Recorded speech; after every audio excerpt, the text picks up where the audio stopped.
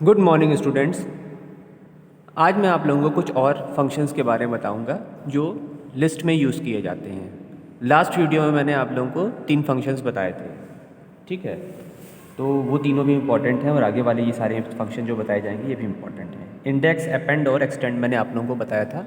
उसी के आगे कुछ और भी कई सारे फंक्शन यूज़ होते हैं। बहुत मतलब इनके फंक्शंस का भी अच्छा खासा रोल है, इसलिए इनको बताना बहुत ज़रूरी होता है क्योंकि ये यूज़ भी होते हैं, अच्छे खासे यूज़ होते हैं, प्रोग्रामिंग में यूज़ होते हैं, इस चैप्टर में भी यूज़ होंगे और अदर चैप्टर्स में भी इनका यूज़ होता है। इस वजह से इनको जो लिस्ट के फंक्शन होते हैं बहुत इंपॉर्टेंट होते हैं, इनको आपको आराम से कायदे से समझना होगा, ठीक है। नेक्स्ट जो फंक्शन है वो है आपका इंसर्ट, ठीक है। इंसर्ट फंक्शन में क्या होता है, जैसे इसकी डेफिनेशन भी से भी डिफाइन होता है कि this method is use to insert any element anywhere in the list, ठीक है। अगर हमको कोई एलिमेंट मतलब किसी फिक्स्ड पोजीशन पे कर, जो डेफिनेशन है चलिए वो तो एक अलग चीज़ है। अगर हमको किसी एलिमेंट को इंसर्ट कराना है किसी फिक्स्ड पोजीशन पे, फिक्स्ड पोजीशन का मतलब क्या मतलब है, जैसे अपेंड था, अपेंड फंक्शन क्या करता था कि लिस्ट में जितने भी एलिमेंट हैं करंट टाइम में और अगर उससे एक्स्ट्रा हमें कराने हैं तो जहाँ तक वो पहले के होते थे उसके बाद वो इंसर्ट कर देता था, ठीक है। तो वो एक वो अलग चीज़ थी। फिर अपेंड में, एक्सटेंड में क्या होता था कि दो लिस्ट को मर्ज कर देता था। लेकिन अगर हमको किसी स्पेसिफिक पोजीशन मतलब किसी स्पेसिफिक इंडेक्स पे अगर कोई चीज़ हमको इंसर्ट करानी है तो हम क्या करेंगे। यहाँ पर इंडेक्सिंग बहुत इंपॉर्टेंट है। मैंने पहले भी बताया था आप लोगों को लास्ट वीडियो में कि जो फंक्शन होते हैं उसमें किसी किसी में सिंगल आर्ग्यूमेंट होते हैं, किसी किसी में डबल आर्ग्यूमेंट भी होते हैं, किसी किसी में बिना आर्ग्यूमेंट के भी होते हैं। ऐसा नहीं है, बिना आर्ग्यूमेंट के भी यूज़ किए जाते हैं। तो वो डिपेंड करता है कि उस फंक्शन के बिहेवियर को। सब में ऐसा नहीं होगा, ऐसा नहीं कि हर फंक्शन में हम 3 आर्ग्यूमेंट का यूज़ करें। अब यहाँ पर 2 आर्ग्यूमेंट यूज़ हो रहे हैं, ठीक है। या अब ये इंसर्ट का रोल क्या होता है कि अगर हमें किसी स्पेसिफिक इंडेक्स पे कोई एलिमेंट इंसर्ट कराना है तो उसके लिए हम इसका यूज़ करेंगे। देखो अब यहाँ पर L1 नाम का हमने एक लिस्ट मान ली है, L1 = 1, 2, 3, 4, ठीक है। इसमें आपके 4 एलिमेंट हैं। अब हमको ये, अब हमने फिर इंसर्ट फंक्शन लगाया है, इसमें 2 इंसर्ट फंक्शन जो है वो हमारा 2 आर्ग्यूमेंट यूज़ करता है। पहला आर्ग्यूमेंट जो होता है वो होता है इंडेक्स नंबर, दूसरा आर्ग्यूमेंट होता है वो जो भी डेटा हमको इंसर्ट करना है, वो आइटम, जो भी आइटम है वो होते हैं, ठीक है। तो पहला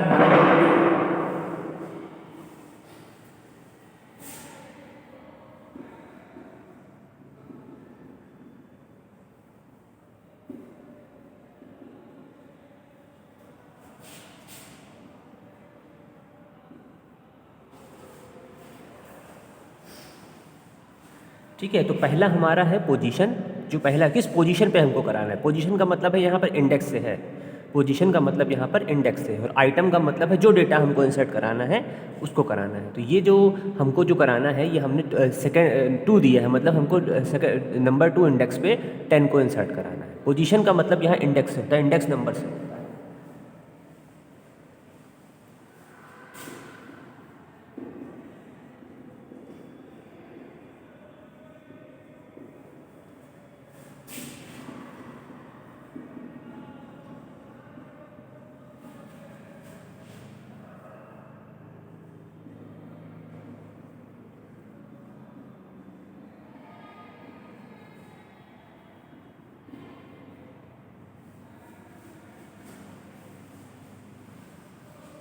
ठीक है।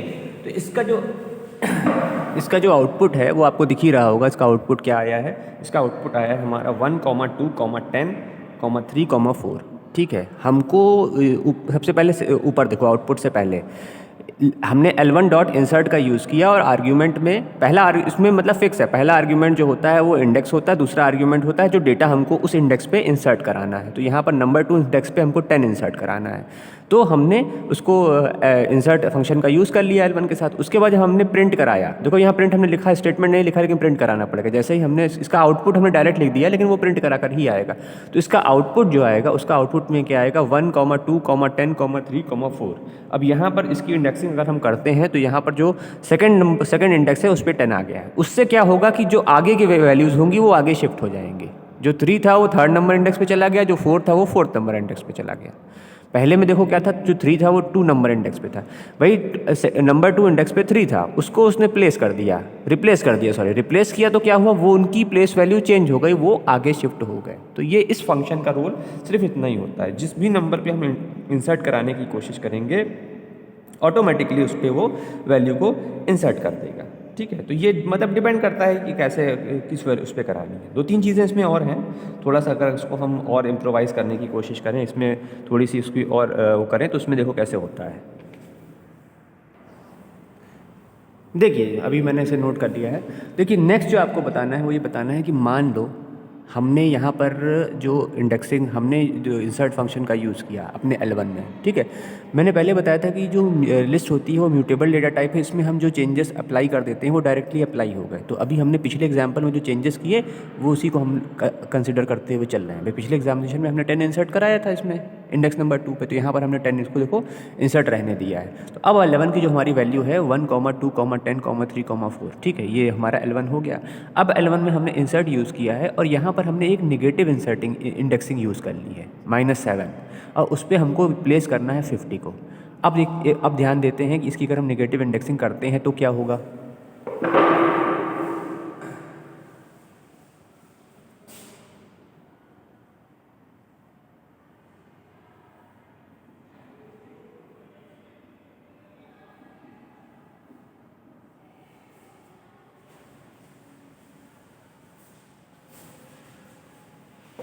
अगर हम इसकी निगेटिव इंडेक्सिंग कर रहे हैं तो निगेटिव इंडेक्सिंग के केस में भी क्या हो रहा है कि देखो यहाँ पर सिर्फ -5 तक ही निगेटिव इंडेक्सिंग है, -7 तो है ही नहीं, -7 तो है ही नहीं, -7 का कहीं इसको दिखाई ही नहीं दे रहा है। ठीक है, ऐसे केस में क्या होगा, ये एरर नहीं देगा। ऐसे केस में भी अगर अगर जिस इंडेक्स पे हम वैल्यू इंसर्ट कराने की कोशिश कर रहे हैं, ठीक है, वो इंडेक्स हमारी लिस्ट में अवेलेबल ही नहीं है, कहीं पर है ही नहीं, तो भी वो आइटम इंसर्ट हो जाएगा। कैसे, अगर निगेटिव इंडेक्स है, निगेटिव इंडेक्सिंग है, जैसे -7 हमने लिया, -7 हमारे इस में निगेटिव वाले में भी हमारा -7 है ही नहीं है, -5 ही तक है, -7 इंडेक्स है ही कहाँ, इसमें है ही, दिख ही नहीं रहा है। तो ऐसे केस में क्या होगा कि वो स्टार्टिंग में जाके उसको इंसर्ट कर देगा। जो 50 है वो स्टार्टिंग में जाके इंसर्ट हो गया, अपने आप से ऑटोमेटिकली स्टार्टिंग में जाके ये इंसर्ट हो गया। फिर अगर हम यही काम पॉजिटिव इंडेक्स के साथ करते हैं, ऐसा पॉजिटिव इंडेक्स जो कि उस लिस्ट में नहीं है, ठीक है, मैं भी इसकी भी इंडेक्सिंग कर लेते हैं। अब देखो, अब नया L1 हमारा नीचे वाला हो गया है।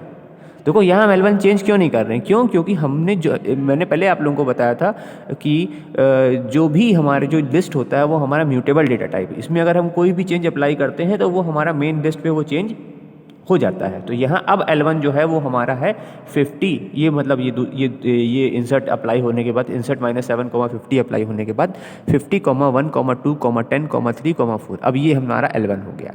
फिर हमने इस L1 पे इंसर्ट अप्लाई किया और उसमें इंडेक्स में दे दिया 12 और वैल्यू में दे दी 60।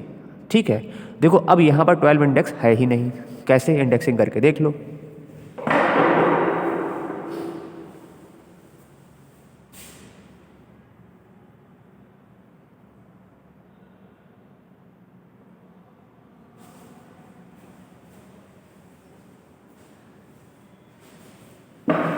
ठीक है, तो यहाँ इंडेक्सिंग करके देख लिया, इंडेक्सिंग जो है वो 5 ही तक है, 5 ही एलिमेंट है। पॉजिटिव इंडेक्स में हमारे 5 एलिमेंट, नेगेटिव में भी इतने नहीं होंगे, नेगेटिव में क्या -6 होंगे ज़्यादा से ज़्यादा, उससे ज़्यादा कहाँ हो जाएंगे।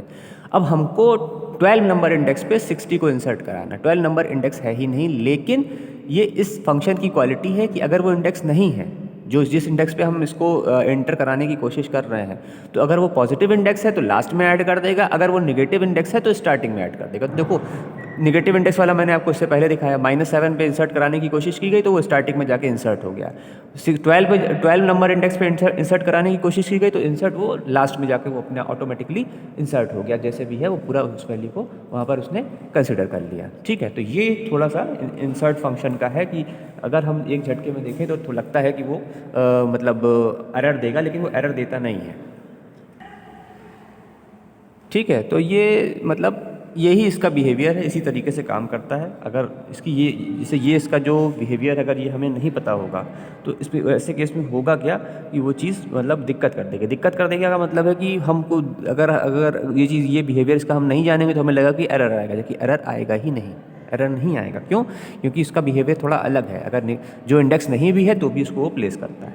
ठीक है, एक इसमें और एग्जाम्पल बता देते हैं कि अगर हम इसमें एक मतलब एक लिस्ट हम इसमें प्लेस करना चाहें, भाई इस लिस्ट के अंदर एक और लिस्ट हम प्लेस करना चाहें कि किसी इंडेक्स पे, तो वो भी हो जाएगी। ऐसे आप वर्बली भी सुन सकते हो कि जिस भी इंडेक्स पे करना चाहेंगे उस लिस्ट को वहाँ पास कर देंगे तो वो हो जाएगी। ठीक है, मतलब वो तो आप समझ लोगे, इससे कोई मुश्किल नहीं है। अगर हमको नंबर 2 इंडेक्स पे एक छोटी सी लिस्ट पास करनी है, एंटर करानी है 9, 10, तो हम वही L1 डॉट इंसर्ट ब्रैकेट में 2 कॉमा और उसके 2 जो होगा हमारा इंडेक्स हो जाएगा और डेटा की जगह पे वो लिस्ट हो जाएगी अपने एलिमेंट के साथ। तो वो लिस्ट जो भी इंडेक्स पे हम कराना चाहेंगे वहाँ पर प्लेस हो जाएगी। ठीक है, देखो नेक्स्ट जो एक फंक्शन है पॉप, ये भी बहुत इंपॉर्टेंट है। जैसे मैंने बताया था कि अपेंड बहुत इंपॉर्टेंट है, वैसे ही पॉप भी बहुत ज़्यादा इंपॉर्टेंट है। क्योंकि क्लास 12th में एक चैप्टर आता है आपका स्टैक इम्प्लीमेंटेशन, उसमें ये ये अपेंड और पॉप का बहुत ज़्यादा यूज़ होता है। इन दोनों और भी सारे यूज़ होंगे, ऐसा नहीं है, लेकिन इन दोनों का यूज़ ज़्यादा है, अपेंड का और पॉप का।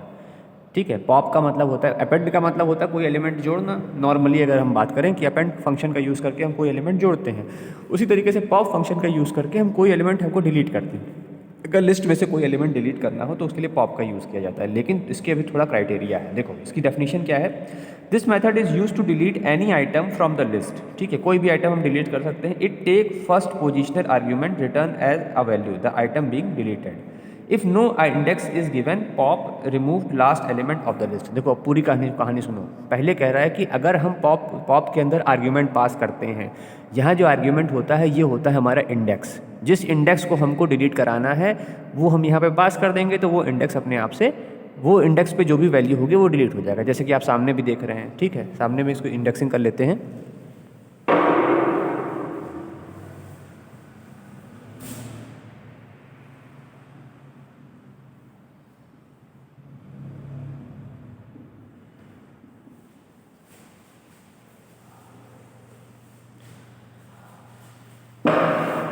यहाँ पर मैंने क्या किया है, इसकी इंडेक्सिंग की है। ठीक है, 0 नंबर इंडेक्स पे है वैल्यू 100, नंबर 1 इंडेक्स पे है 50, नंबर 2 इंडेक्स पे है 25, नंबर 3 इंडेक्स पे है 15। तो हमने इस L1 पे पॉप को अप्लाई किया है और उसमें इंडेक्स आर्ग्यूमेंट में 1 पास कर दिया है। ठीक है, अगर आर्ग्यूमेंट पास होगा तो जो आर्ग्यूमेंट पास होगा उस वो जो भी उसकी वो होगी, क्या नाम है, मतलब वो जो भी इंडेक्स पास होगा उस इंडेक्स पे जो वैल्यू होगी वो डिलीट हो गई है। इसका आउटपुट देख लीजिए, नीचे लिखा हुआ है 100, 25 और 15। तो नंबर 1 इंडेक्स पे जो उस समय करंट टाइम पे L1 में जो नंबर 1 इंडेक्स था उसकी वैल्यू डिलीट हो गई है। ठीक है, अब ये हो गया हमारा नया L1, अब ये L1 है हमारा। ठीक है, जो हमने ये निकाल दूसरा जब ये आउटपुट आया है ये 100, 25, 15 ये हमारा L1 है। ठीक है, एक तो दो इसमें 3 तरीके हैं। अगर हमने इंडेक्स पास किया है, वो इंडेक्स एग्जिस्ट करता है उस लिस्ट में, तब तो उस इंडेक्स पे जो आइटम होगा वो डिलीट हो जाएगा।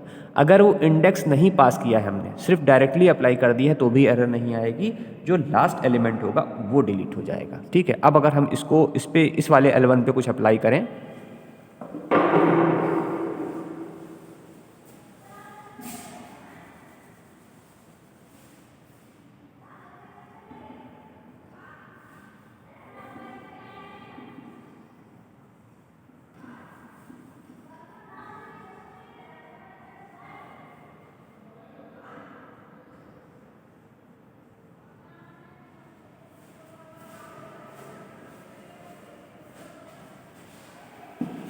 यहाँ पर हमने सेकंड टाइम जब हमने फिर से पॉप का यूज़ किया है तो इस पर हमने कोई आर्ग्यूमेंट नहीं पास किया, तो ये क्या करेगा, जो भी लास्ट आइटम होगा, जो भी लास्ट आइटम उसमें इंटर हुआ होगा उसको उठा के डिलीट कर देगा।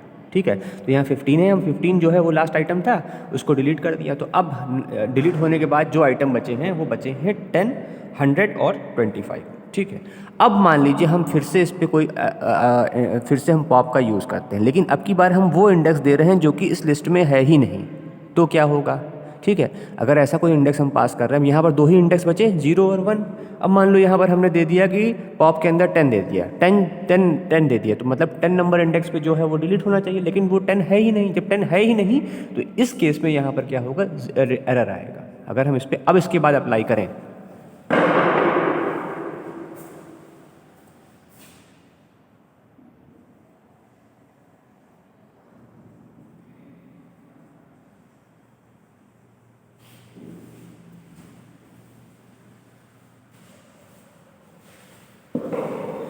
अब जब हमने इस वाले L1 पे अप्लाई किया है पॉप को, तो कुछ नहीं होगा, वो 10 हमने इंडेक्स में पास किया 10, जो कि है ही नहीं, एग्जिस्ट ही नहीं कर रहा है, वो 10 इंडेक्स तो इस लिस्ट में है ही नहीं। जब लिस्ट में है ही नहीं तो अपने आप से एरर आएगा। ठीक है, तो ये थोड़ा सा ध्यान रखना ज़रूरी है कि हर जगह एरर नहीं आएगा। मतलब जैसे इससे पहले वाला फंक्शन जो बताया था उसमें इंडेक्स अगर नहीं भी है तो भी एरर नहीं आएगा, वो वैल्यू को अपने हिसाब से कर लेता है। लेकिन इसमें ऐसा नहीं है, इसमें अगर वो ऐसा नहीं है कि अगर 10 नहीं है तो फिर लास्ट वाले को डिलीट कर देगा, और मान लीजिए नेगेटिव होती तो पहले वाले, ऐसा नहीं है। इसमें अगर वो इंडेक्स नहीं है तो वो नहीं डिलीट करेगा। ठीक है, तो पॉप भी बहुत इंपॉर्टेंट फंक्शन है, इसको समझना भी आपके लिए बहुत ज़रूरी है। नेक्स्ट जो आपका फंक्शन है वो है रिमूव। रिमूव का काम भी पॉप की तरह है। पॉप्स का क्या यूज़ करके भी हम कोई एलिमेंट डिलीट करते हैं, और रिमूव का यूज़ करके भी हम कोई एलिमेंट डिलीट करते हैं। लेकिन पॉप और रिमूव में ज़मीन आसमान का डिफरेंस है। जब हम पॉप को यूज़ करते हैं तो वहाँ हम इंडेक्स के आधार पर, मतलब इंडेक्स का यूज़ करके एलिमेंट को डिलीट करते हैं। लेकिन रिमूव में ऐसा नहीं है, यहाँ हम डायरेक्टली जो एलिमेंट डिलीट करना है उसको हम रिमूव फंक्शन के अंदर एज अ आर्ग्यूमेंट पास कर देंगे, तो वो अपने आप से उसको रिमूव कर देगा। ठीक है, जो भी हम इसको पास करना चाहेंगे। ठीक है, जैसे इसकी मतलब जो इसकी डेफिनेशन है वो कह रही है, this method remove the first occurrence of the given item from the list. It takes one argument and does not return anything. It generate error if item is not present in the list. ठीक है, अगर हम इसमें जो भी मतलब अगर हम रिमूव का यूज़ करेंगे और वो एलिमेंट को पास करने की कोशिश करेंगे, मतलब अगर मान लो जो 50 है, हमको यहाँ डायरेक्ट हो जाता है, यहाँ पर इंडेक्स का यूज़ नहीं होता है, पॉप में तो इंडेक्स का यूज़ होता है, इसमें डायरेक्ट हो जाता है। जैसे हमने यहाँ पर जिस 50 को हमको रिमूव करना है तो उसकी इंडेक्सिंग करके जानने की ज़रूरत नहीं है, 50 को हमने पास कर दिया तो वो एलिमेंट अपने आप से। और दूसरी चीज़ ये है कि वो जो पहली बार में होगा वही लेगा, यहाँ लेफ्ट टू राइट लेगा। अगर मान लो यहाँ 2 50 होते, अगर यहाँ पर 2 50 होते तो पहला वाला 50 रिमूव होता, बाद वाला 50 नहीं रिमूव होता है। एक बार प्रैक्टिकल वाले में भी आपको दिखा देंगे किस तरीके से होता है, प्रैक्टिकली भी जानना ज़रूरी है सारे एलिमेंट्स को।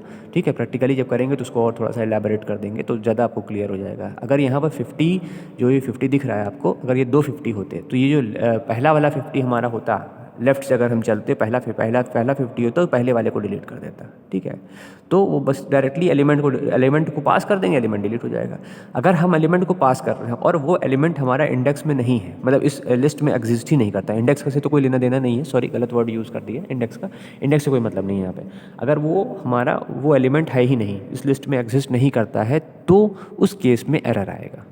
ठीक है, उस केस में यहाँ पर आ जाएगा एरर। तो ये इसका काम यही होता है, ये एलिमेंट को डायरेक्टली डिलीट करता है, इंडेक्स के बेस पे नहीं डिलीट करता। जो एलिमेंट डिलीट करना है वो एलिमेंट पास कर दो, वो डिलीट हो जाएगा।